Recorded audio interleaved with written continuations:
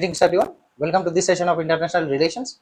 Dear aspirants, I hope that you are aware of the recently conducted elections in Bangladesh and newly elected Prime Minister of Bangladesh, that is Tarique Rahman. So in this video lecture, we will discuss all the key aspects between India and Bangladesh relations. Let's begin.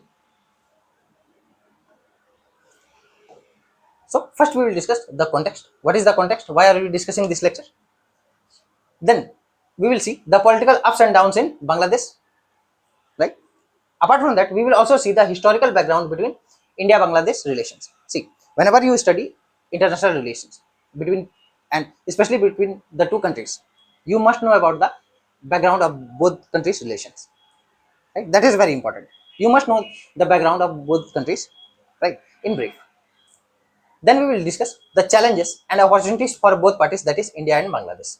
Apart from that, we will also discuss another lens. Another lens means Pakistan and China angle. Right? Both are our neighbor, and both will definitely impact the relation between India and Bangladesh. And lastly, we will discuss the way forward. So let's see what is the context. So first, you must be knowing that Tarique Rahman has sworn in as the new Prime Minister of Bangladesh on 17th February 2026. So just 5 days ago, he became the Prime Minister of Bangladesh, and he belongs to which party? Bangladesh Nationalist Party, right? And after nearly 2 decades, this party has came in power. Before that, Sheikh Hasina's Awami League was in power, right? And this party, Bangladesh Nationalist Party, is basically pro-Pakistan, whereas Sheikh Hasina's Awami League is basically pro-India, right? That is the basic difference. Again, this party, Bangladesh Nationalist Party, secured a landslide victory in Bangladesh. Why? The major reason is said to be that Awami League, means Sheikh Hasina's party, Awami League has been banned to contest the election, and this could be the major reason behind the landslide victory of Bangladesh Nationalist Party. Second important reason could be the outrage, right, or you can say anger of people or discontentment of people in Bangladesh against Awami League, right? Again, what about or a brief introduction of Tariq Rahman? So he belongs to a very strong political background and military background. His father was Ziaur Rahman, right? General Ziaur Rahman, and he was the former president and military strongman of Bangladesh. Apart from that, his mother, Khalida Zia, who died recently, right, was Prime Minister of Bangladesh, right? And currently, he is the chairperson of Bangladesh Nationalist Party. So you can see, he has a very strong political as well as military background. Now, so the political ups and downs in Bangladesh. So, as I said, since 2009 to 2024, it was Sheikh Hasina's Awami League dominance, right? And it is considered to be the golden era or golden period of India-Bangladesh relations, right? As I said, Awami League is pro-India, right? And so many agreements, MOUs were signed between this period, right? But Sheikh Hasina was accused of authoritarianism, election rigging, and minority attacks in Bangladesh. And what was the outcome? Finally, in July 2024, there was a huge protest of students against the job quota, right? And what was the outcome?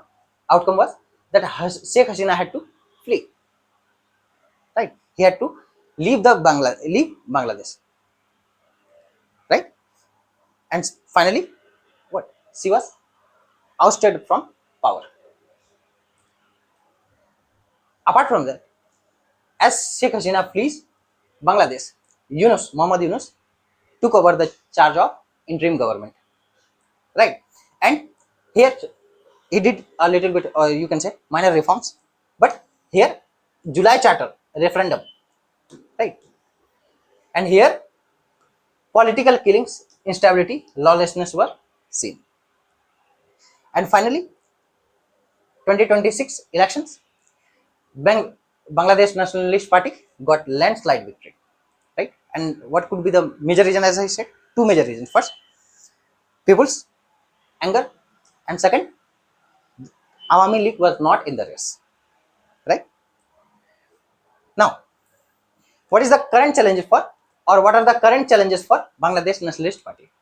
So main current challenge is to restore law and order in Bangladesh, right? That is one of the major reason. Second important reason, that to implement the charter reforms, July charter reforms, right?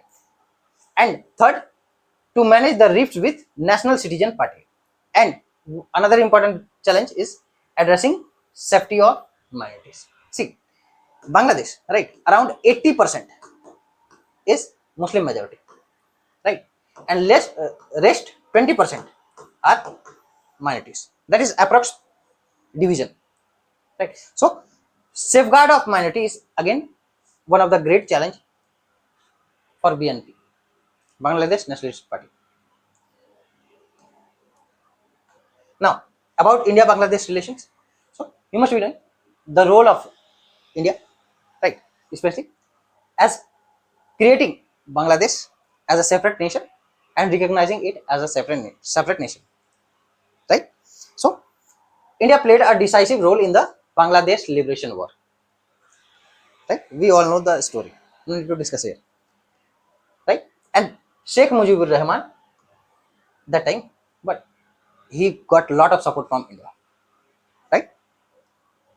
Since 1975 to 2006, alternating Hasina and Khalida Jia, right? Means both Awami League and Bangladesh Nationalist Party came into power alternatively. And as I said, Awami League is pro-India, Bangladesh Nationalist Party is pro-Pakistan, right? That is the major difference. Next, between 2001 to 2006, so here that time Bangladesh Nationalist Party (BNP) was in rule, and strained ties. Strained ties means anti-India rhetorics were there. Insurgency supports in northeast were visible, right?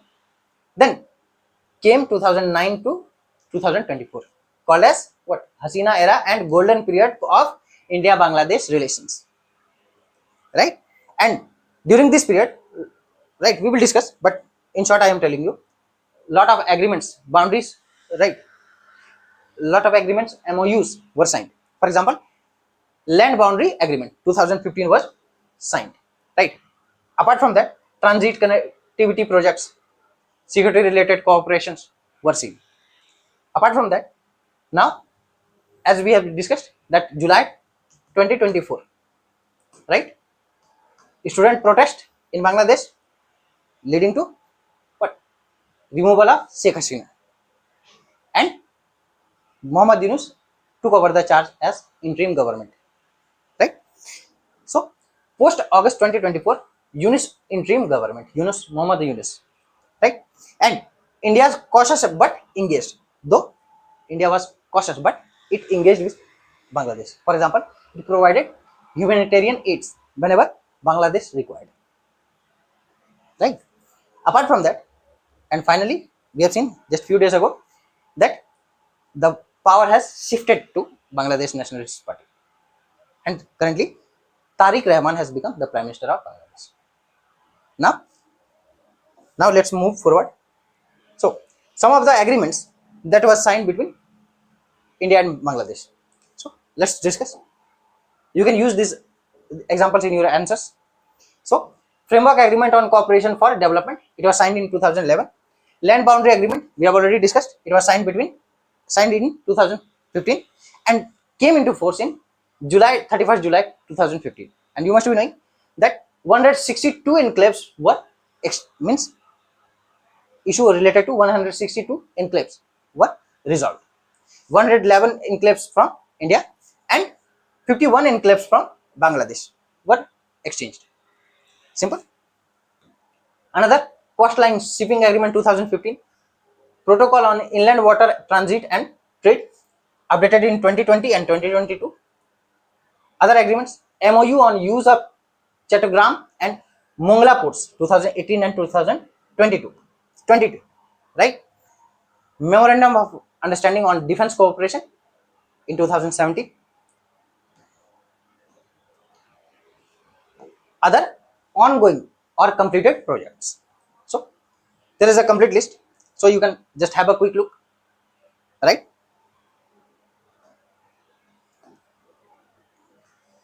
Now, Again, what are the challenges for India?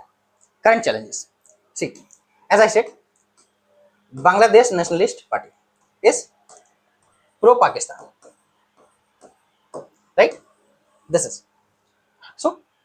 First challenge is that Bangladesh Nationalist Party has historical anti-India perception and past support to insurgents, especially in Northeast, and closer ties with Pakistan. Right? Again, there is high possibility of revival of Bangladesh Nationalist parties and ISI links or revival of anti-India rhetorics. Right? That could be possible. Apart from that, another challenge is Tarique Rahman's limited administrative experience. Right? Why? Because he was exiled almost. I think he has returned for almost 16 to 17 years later. Right? And another important challenge is Sheikh Hasina's extradition. Right? Apart from that, if you see, then you will find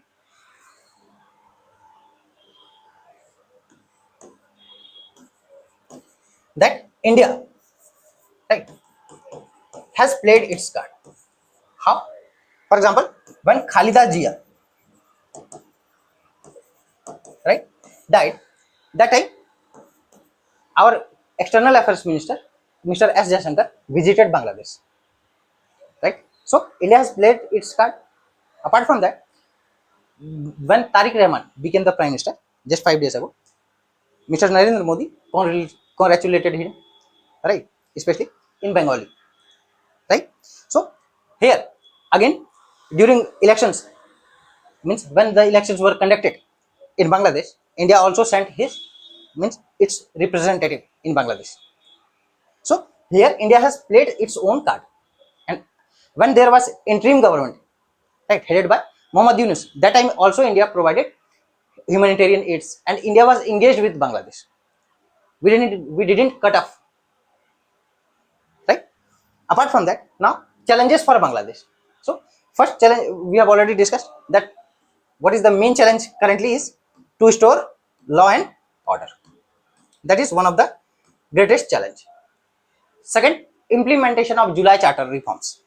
Right? In the July Charter reforms, so many promises has been made, and to implement that charter is again a big challenge. Apart from that, managing economy. Right? Also, Bangladesh is facing economic challenges. Right?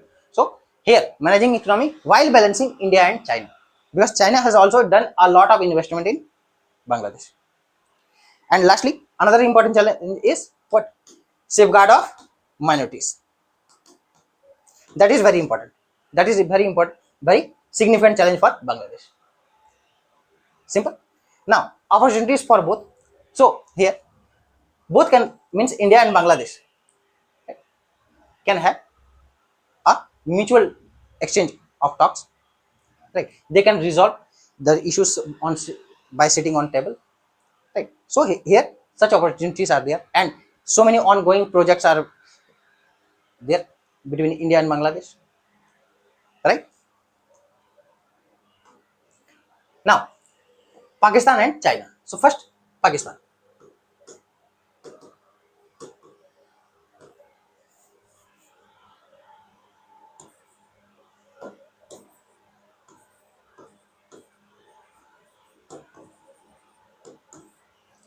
So Pakistan here, symbolic high level presence was there.